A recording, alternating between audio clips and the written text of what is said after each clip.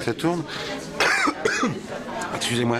8 mars, je voudrais pas commettre d'impair. Madame le substitut ou madame la substitut du procureur? C'est au choix. Moi, je suis pas une féministe pure et dure, donc c'est au choix. Ce sera le substitut, ce sera très bien. Bon.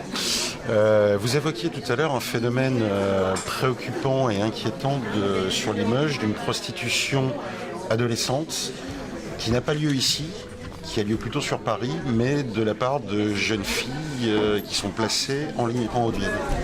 Tout à fait. Alors c'est un phénomène dont on a connaissance et qu'on peut voir et travailler depuis 18 mois, 2 ans à peu près. Des jeunes filles qui ont un profil tout à fait particulier, puisque c'est des jeunes filles qui ont un vécu de placement. Elles sont placées en général depuis leurs jeunes années, la trentaine d'enfance, et des enfants qui grandissent dans ces lieux de placement avec un parcours un peu chaotique, un parcours scolaire aussi chaotique, puisqu'elles sont en principe, en général, déscolarisées très très vite.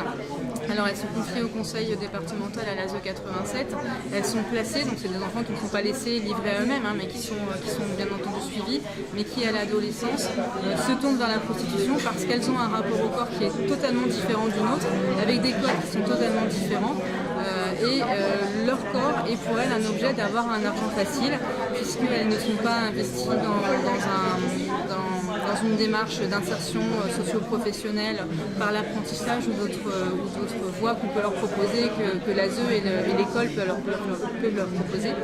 Et donc cette prostitution est un moyen facile d'acquérir de l'argent. Effectivement, ce sont des enfants, des jeunes filles de la Haute-Vienne, mais qui vont se prostituer sur des réseaux parisiens. Alors sur des réseaux, on a du mal à le déterminer encore si elles sont vraiment sur des réseaux. En tout cas, le premier acte de prostitution, elles le font en utilisant les réseaux sociaux, en se créant des comptes sur des sites de rencontres, et elles vont aller louer des chambres d'hôtel ou des petits appartements en région parisienne ou à Paris. Elles commencent à avoir maintenant un petit carnet d'adresses avec des clients réguliers, mais des choses qu'on a du mal à remonter, qu'on a du mal à fixer, parce que les faits ne sont pas commis en Haute-Vienne. Donc on a nos services de police et de gendarmerie qui sont un peu bloqués par tout ce qui est compétences territoriales, et on sait que les services parisiens et de la région parisienne sont débordés, donc ça s'inclut sur un phénomène global qui est très difficile à travailler. Pour autant, on a l'intention, en partenariat avec la police et la gendarmerie, de travailler sur ce groupe de jeunes filles de Haute-Vienne qui commettent ces actes, qui passent à l'acte et qui malheureusement reviennent régulièrement après avoir fait leur semaine de passe en Haute-Vienne, dans leur lieu de placement.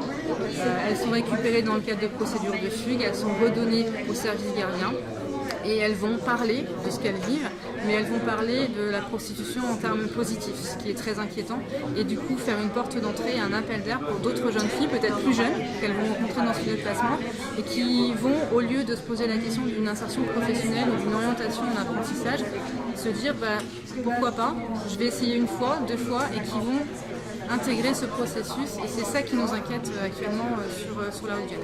Donc c'est ça qu'on va essayer de travailler avec les partenaires pour essayer de stopper ce phénomène, et en tout cas que ça ne prenne pas plus d'ampleur que ça n'en a déjà. Je vous remercie. Voilà, merci beaucoup.